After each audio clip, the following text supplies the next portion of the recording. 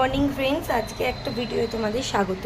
তো আগের দিন তোমাদের বলেছিলাম যে হ্যাপি প্ল্যানেটের এই অরেঞ্জ ক্লিনারটা কেমন কাজ করে তোমাদের জানাবো। তো চলো সেটা রিভিউ নিয়ে চলে এলাম। তো দেখতে পাচ্ছ ফ্রিজটা আমি এক্ষুনি ওই হ্যাপি প্ল্যানেটের ওটা দিয়ে পরিষ্কার করলাম।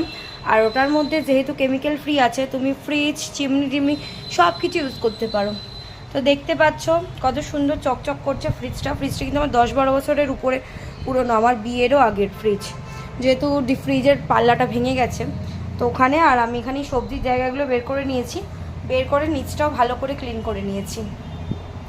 দেখো এগুলো খুবই কঠিন দাগ, তাও এটা হয়তো বেশি ঘষলে উঠে যেত, আমি বেশি করিনি, আমি জাস্ট হালকা করে পরিষ্কার করে নিচ্ছি ফ্রিজটা। যেহেতু এই বরফটা গলালাম, গলানোর পর পুরো ফ্রিজটা একবার পরিষ্কার করে নিলাম।